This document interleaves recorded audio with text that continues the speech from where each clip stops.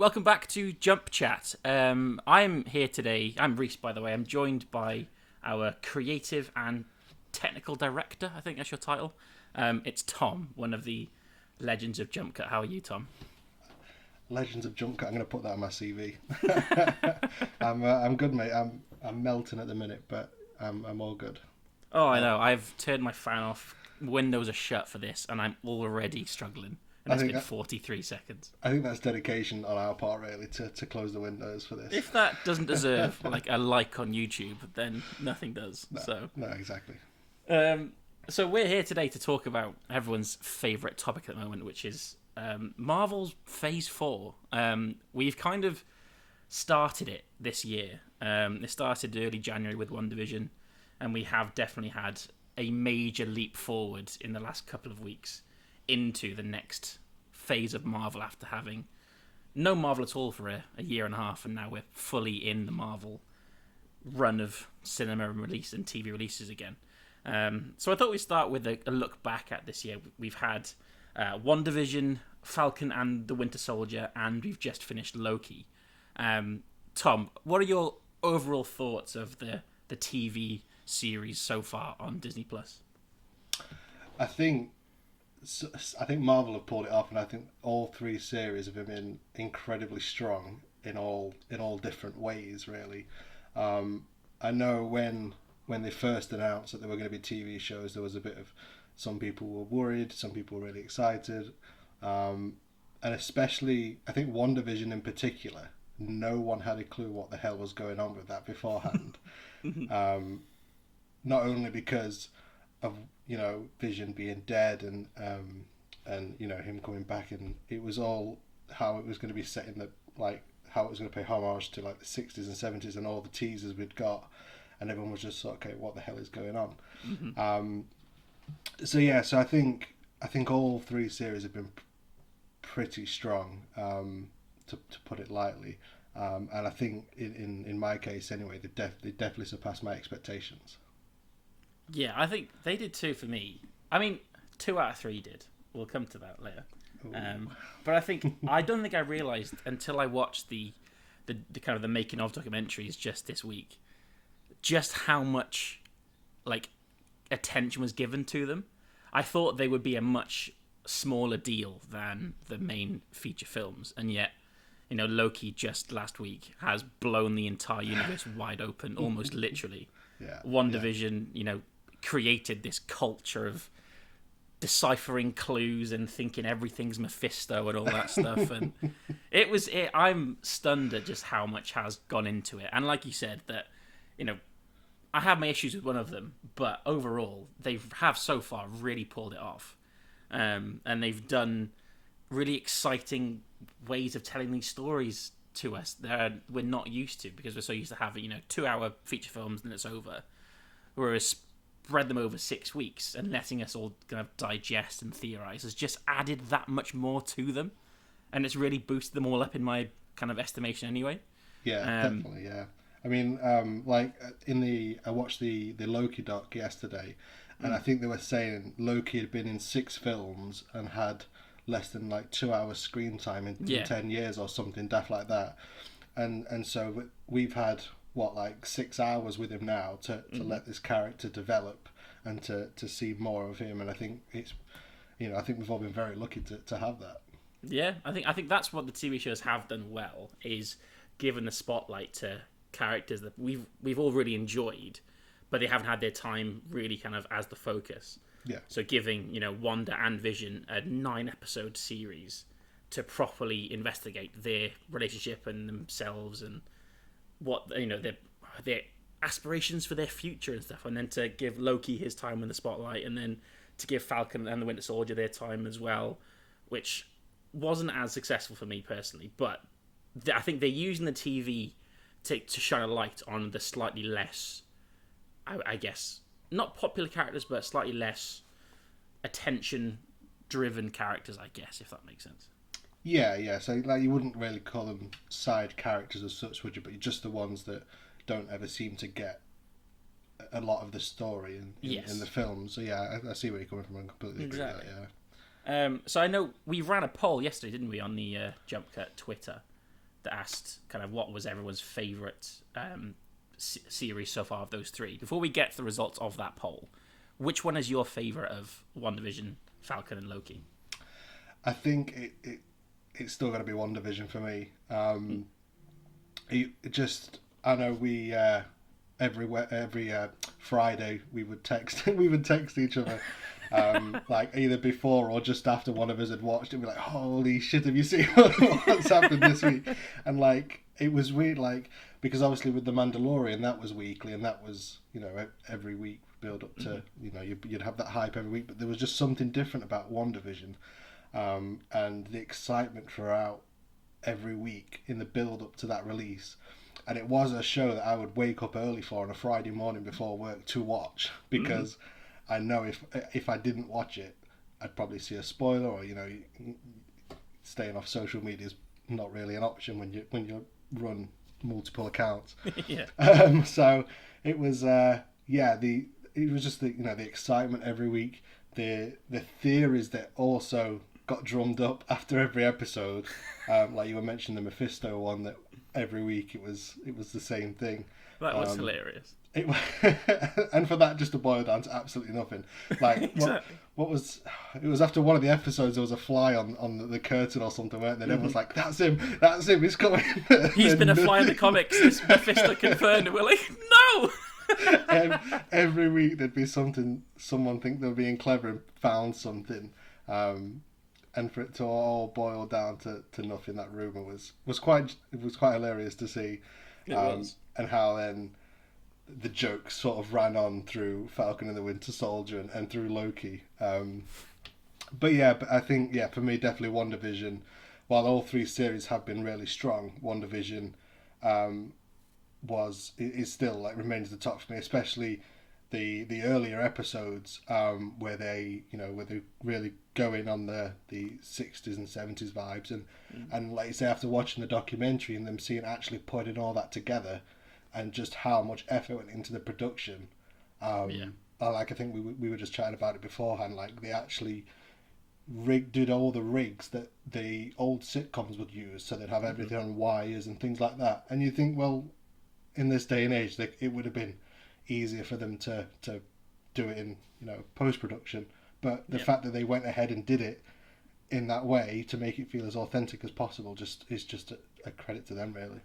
Yeah, I think that just adds again to the idea that these series are definitely a part of the universe, and I think they're going to have a tricky time writing future films to kind of account for the ones who maybe haven't seen these series, which is going to be curious going forward. But the fact that we are getting high quality Marvel productions almost weekly at this point this year, there's only been a handful of weeks where we haven't had a Marvel thing to watch. We've been very spoiled this year. We really have. I think personally, it was hard when I was watching WandaVision, the documentary this morning. I was kind of getting flashbacks to just how much I did love WandaVision. Yeah. And the group chat we had and the Twitter stream of theories was so fun to get involved in. Yeah. Even if obviously not many of them actually came to fruition. Obviously, the big one with Quicksilver was a bit of a massive misdirect that I still think was annoying. Yeah. But I'll talk about that in a second. But I think, as far as the whole series goes, I think I prefer Loki by the tiniest margin, just because I think it properly nails the finale, whereas WandaVision doesn't quite have the good finale that I hoped it would have. Right. Like, getting He Who Remains in the Loki finale was... Oh man, I actually screamed like yes when he appeared in the lift. When the lift opens, that was brilliant. Oh, I thought it's gonna be Kang, and then when he does appear, I thought finally the theories have paid off. What was fun as well was that in the show they don't say the name Kang even once. They say like the Conqueror, don't they? Like in passing. Yeah, and I noticed that in the documentary as well. They never say Kang, even like on the little. When it comes up and Jonathan Majors is talking, and the name underneath it just says He Who Remains. But then Tom Hiddleston, then it has a bit, doesn't he, where he says, oh, this is the first iteration of who we call Kang, and they go into who he is and stuff, and I'm thinking, this Kang officially confirmed, Yeah. But it's so close between the three of them that I'm gonna give it to Loki by the tiniest margin, because I think same as WandaVision, the dedication to the production design and the storytelling, and for me, I think I hold a bit more weight in terms of what Loki means for the rest of the cinematic universe going forward is huge. Whereas WandaVision is much more of an insular story about her and Vision. Loki has affected everything from now on, which is really exciting. Completely changed everything, hasn't it? It really has. And I shared that that clip with you earlier, didn't I? About where Wanda was becoming the Scarlet Witch, and they did it at the same time as Kang. Like the timeline begins to change, and I'd love to know if that's actually what happens, because I don't think in the finale of that it really goes into what that event is. But if that's what it was and they've woven that into it, that'd be extraordinary. it could be a happy accident where they kind of retcon it to be, yes, that was the moment. Yeah. But it's for me, it's too coincidental that it happened at the exact same second. Not just at the same point in the episode. It was literally down to the second. That it was like 27 minutes, 30 seconds, wasn't it? Exactly. Like exactly the same time that things happen. So yeah, and I mean with Marvel, it's never really a coincidence when things happen, is it? No. It's normally very, very on purpose. Well, I think that's what I'll come back to, kind of the Quicksilver thing from WandaVision. I think based on the reaction to WandaVision and how people weren't happy about the dick joke of Ralph Boner. They could now very easily say, oh no, he was a variant of Quicksilver. Like the normal version of him or whatever. Yeah. Because they've got that in their arsenal now that they can do that. That's it. It's opened so many doors for it. They just the word variant is just going forward. That's all you're going to hear, I think. I know. Every film is like, oh, is this actual Thor? Is it a variant Thor? Is Jane a variant of Thor? Like there really are infinite opportunities and infinite possibilities, which is going to be awesome to experience, but also a challenge for the creators of Marvel to undergo. Yeah, like I'm sure Feige has obviously got his massive whiteboard of ideas, just chock full of all these things. But I do wonder how infinite are they going to go with it. I think there's going to be kind of a point where they think we need to rein this in slightly because it's going out of hand. Yeah, I get what you mean. You can go overboard with it. Really, like you could, now you've introduced variants. That's, you can recast anyone, and you're not going to have any sort of repercussions because you can say, oh, it's a variant. Oh, you're gonna, the story's going to focus on this variant. It's just a different. It could just get really silly. But like you say, I think Feige's got a plan. Oh, he must do. But it's like, there's a few variants already in the bloody MCU, like how they've recently announced Aaron Taylor Johnson is going to be Kraven the Hunter in a Spider-Man spin-off film. Oh, I forgot and now about they that, can say, oh yeah, he was Quicksilver, now he's Kraven. Like, it's just a variant, isn't it? Like you could just bring someone back. Yeah, bring any actors back you like. Oh, it's mad. Yeah, and I mean, we've only got to wait until December, but Spider-Man, the rumours that have been going around for, it must be like 2 years now. I know. About Tobey Maguire and Andrew Garfield, and Doc Ock's now confirmed. He confirmed himself, didn't he? So he did. Yeah. I'm sure he got a very stern phone call from Feige after that. Yeah, no more interviews for you for the next 6 months yet. But I mean, we've got. I don't see Shang-Chi really doing anything in that way. I think they'll just stick to introducing that character and doing that. But I mean, we've then got Eternals in November. Yep. And do we know when that takes place? Is that it's after Endgame, isn't it? So it could. It is. So it could be that, because in the trailer they talk about we've not done anything up until now. Could that be something to do with the multiverse? The multiverse is now in everywhere. It could be. I think that's what the latest sort of rumours are. Is that's what they are now. That's what the Eternals might be about. Is that they've got to try and somehow restore order, kind of thing. Yeah. So that would be interesting too, because we still don't know very much about that film at all, other than that really good trailer we got. That's only in November. It is. It's only a few months away. And I think you were spot on. I think Shang-Chi is going to be a bit more of a typical Marvel origin story. That I think it will have a few little wrinkles to do with it, like how Abomination is in kind of the fighting cage, isn't he? And That I'm was, sure that was a surprise to everyone, Yeah. wasn't it, that he just turned up in the trailer. Exactly. But then I cool. think this all does kind of add up to, with the Abomination, that they're trying to build either the Young Avengers or the Thunderbolts or whatever. And it is all going to start kind of building up again to the next major Avengers film, which hasn't been announced yet, which is quite exciting, in that we don't know when the next big team-up is going to be. And what whether there is going to be one. You know, Yeah. it's all... I mean, with the way the films are going, I mean, you've got the Doctor Strange sequel, and all the rumoured casting for that. You know, you've got all the young actors apparently coming back. But again, you know, what multiverse are they from? Are we going to see them again? You know, there's so many... I can't even begin to imagine what it's like writing these films. I know. It must be so difficult. I think what's quite exciting is I saw, just looking at like the Phase 4 films, that for Doctor Strange in the Multiverse of Madness, they have got the same screenwriter as Loki on it, Michael Waldron. So that's really cool. And that's, you know, a nice kind of link between the series. And because he, looking at the documentary, it was really funny how he wanted to do crazier things than they did.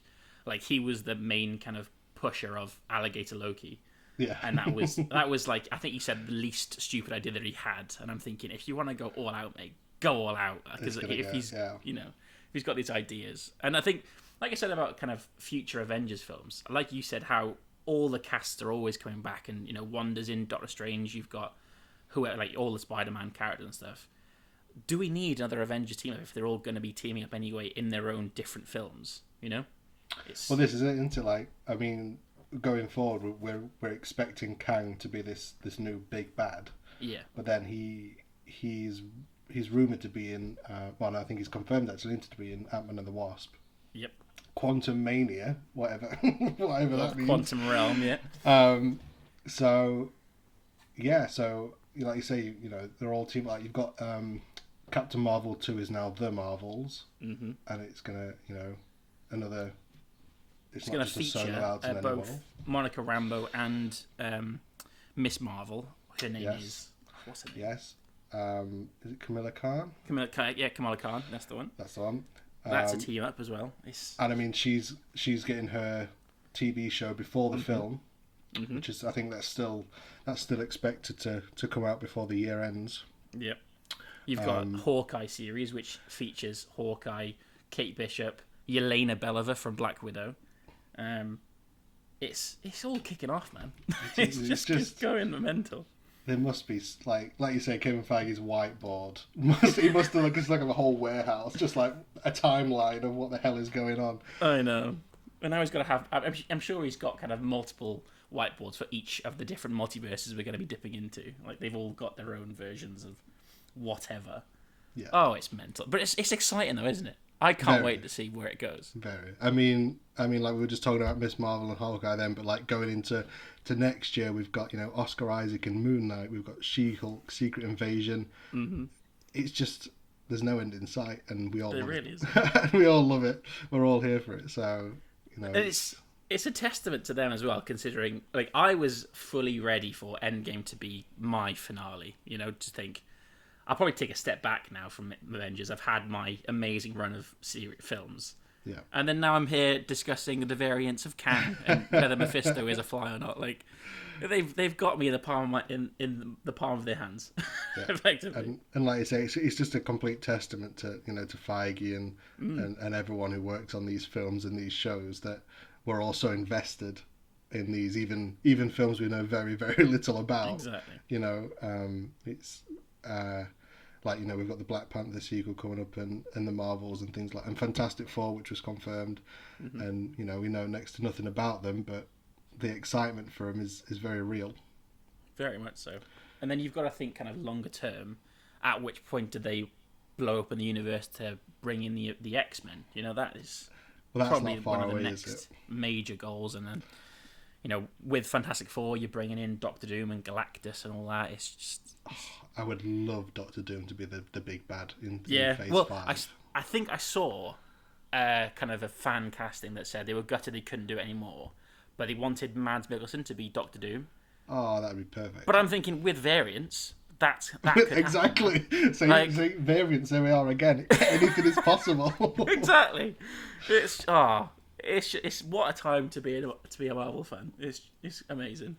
Yeah, I mean, like you say, with Loki, and the fact that they hired like Richard E. Grant and and Kid Loki and Boastful Loki and things like that, the fact that they've now blown that open so that anyone can be a variant of this character. It's not going to be someone who always looks like, who's not going to always like Tom Hiddleston. So, it's madness. But it is. Mad. I can't wait. I think I'm really excited to see whenever it drops the Spider-Man 3 trailer.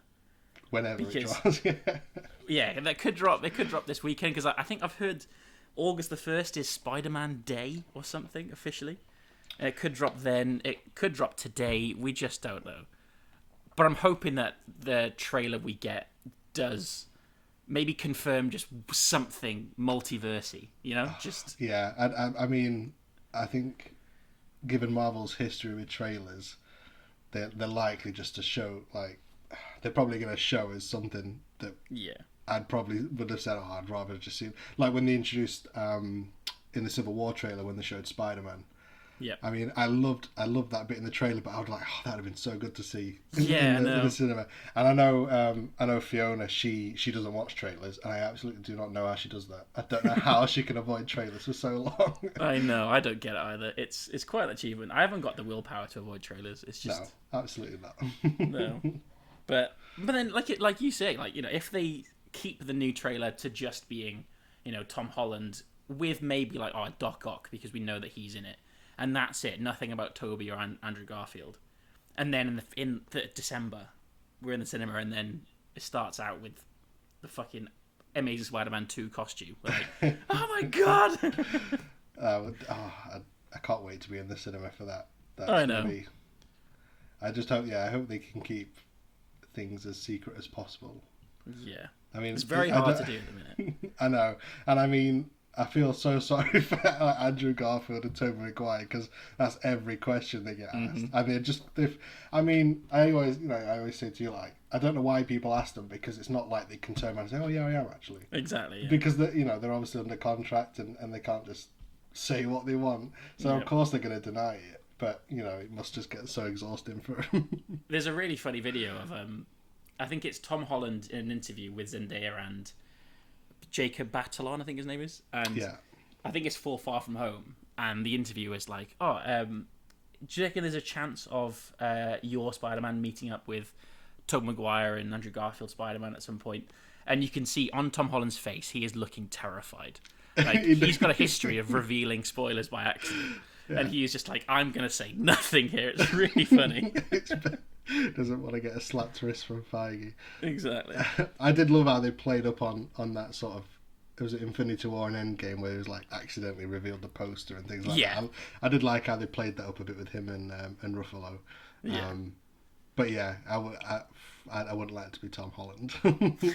He's probably had to keep the most secrets of anyone, I think, in the Marvel universe. Like, he had Infinity War to keep the fact that he literally died. He had to keep him being Spider-Man as secret as much as he could from Civil War, and it's Mysterio's identity, all that kind of stuff. He's had so much to contend with. Bless him. Yeah. It must be difficult, like having this list of stuff. Like, you're not allowed to say this. You're not allowed to mention this. It must be. Must be horrible. Can I say anything? Just don't say anything. Why am I doing this interview then? Exactly. Man, I think we've kind of decided, we've realised that we are very excited for Phase 4. I'll put you on the spot. Is there one kind of thing you are looking forward to the most in Phase 4, just to round up this episode? I think it's got to be Multiverse of Madness for me. Me too. A, because we're getting more Wanda as Scarlet Witch. Yeah. And B, because I quite liked Doctor Strange in Infinity War. I wasn't so keen on his first film, but he was really good in Infinity War, and I really liked what they've done with the character. So I'm hoping we get to see more of him that sort of explored in this sequel. I mean, it might be difficult with the number of characters that are going to turn up, but I'm hoping I'm hoping that more people, we'll start to see that sort of side of Doctor Strange with Infinity War. I think it's like with the first Doctor Strange, they were still trying to figure out who the character was.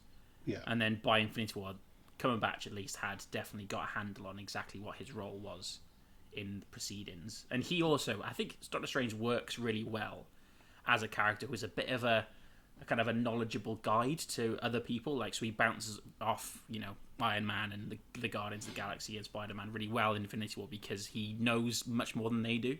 Yeah. I think he might work better in the kind of more team-up based films than he does in his own films. But then that's what's quite nice about his next film is that it is very much him and Scarlet Witch and whoever else is going to be in that film. Else.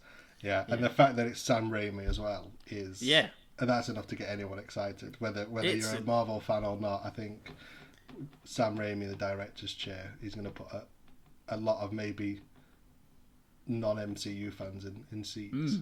It's an interesting choice because, going from Scott Derrickson, who did the first one, who was very much a horror director, to Sam Raimi, who also obviously has Spider-Man, but he started out with Evil Dead. He also has horror kind of based stuff. Yeah. And then if they go into kind of, because it's the multiverse of madness, in the mouth of madness, like Cthulhu stuff, it could go off the wall, mate. It could go completely. I'm hoping it does. I'm hoping it does. Me too. And I mean, from what, again, they've not been allowed to say a lot, but from what like people have got out of Cumberbatch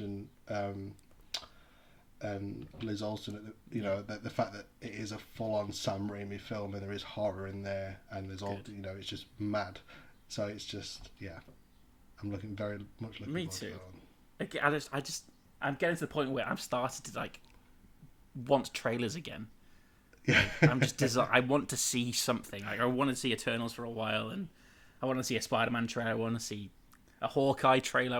I just want to get a glimpse of something. Is that your pick for Phase 4 then, or you got a different one? Yeah, I think I'm the Doctor Strange as well. Just like you said, for the possibilities of it, and I think I do want to see kind of, because WandaVision and Loki both tie into Doctor Strange too. Like they're both series that have an eye towards the multiverse and linking directly to that film. I think Loki is in Doctor Strange as well, isn't it? I'm sure he's confirmed to be in the multiverse film. Maybe Owen Wilson as well. I think it was a rumor that was going around. Yeah, that they were. Yeah. He'd be cast in it, but which makes sense, like you say.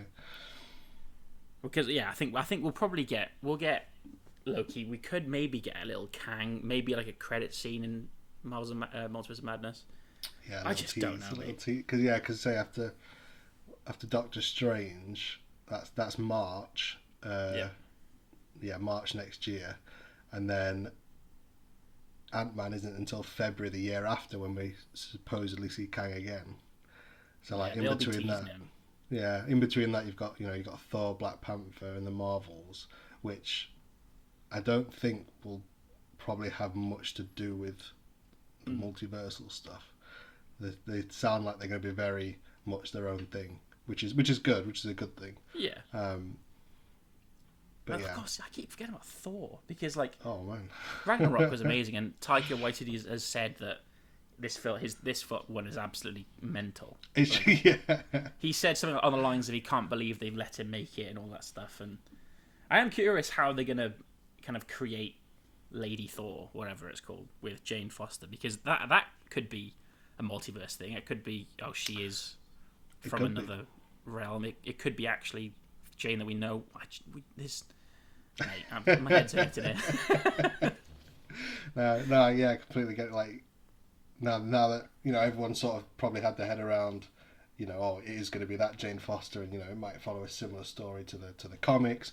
But now we've got the V word. It could be one of the number of Lady Thor variants or something. It's mental. It's so exciting. It really is. I know, and I'm also currently kind of in the middle of a big rewatch. I've just got to Ant-Man, and I'm just excited to kind of watch them again, knowing like now that it's all going to change anyway. Like just to revisit them, and I'm enjoying the rewatch. To be fair, it's good fun. But I do need to start it again at some point. It's been a while since I've done a. I think the last time I did one was for Endgame, so I am due a watch through the MCU. Yeah, I think it started because I thought myself I wanted to watch Infinity War and Endgame again, but I was like, you can't just watch them on their own. You've got to get the full experience now. You've got to watch them all. So and again, that's a credit to Marvel, really, isn't it? That you have that feeling is, I can't just watch them. I'm gonna have to watch the rest of it all again now and get all excited again. Exactly. Like the payoff of Infinity War and Endgame is just so much better with the added context. Not just watching it as a good film, like watching it. The whole build-up and anticipation is huge. Yeah, that 10 years worth of stories all just coming together. It's I know we've amazing. got 10 more years ahead of us. It's just it's gonna crazy. It's going to get weird. I can't wait, mate. Weirder the better for me. Oh, anyway, I think we'll leave it there because we've already gone way over our time limit. But yeah, Phase 4, can't wait. Thank you very much, Tom, for joining me. Where can we find you on the internet? Have you got anything to plug for the site or anything? You can find me on Twitter at CyberChef, where I'll just be talking nonsense and sharing stupid pictures. And I guess I just have to plug JumpCut, really. This new JumpChat series is just something we've started that we could give early access to our Patreon subscribers. And then, after sort of a week, we'll release it to the public. But we just thought it'd be a nice platform to get, two people just doing this, just shooting the shit about stuff, which I think is sometimes just nice for people just to listen in.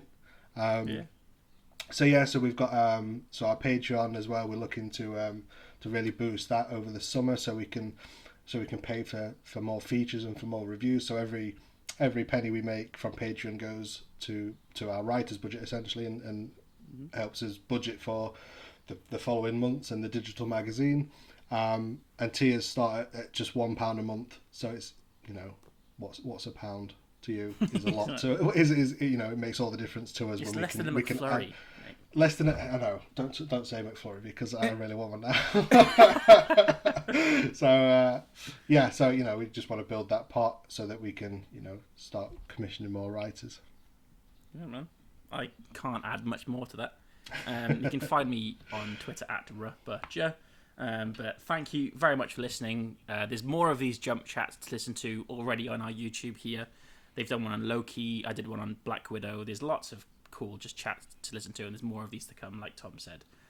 So thank you for listening and watching and supporting us over kind of on our website and on Twitter and stuff, and we'll see you in the next episode. Thank you, and see you next time.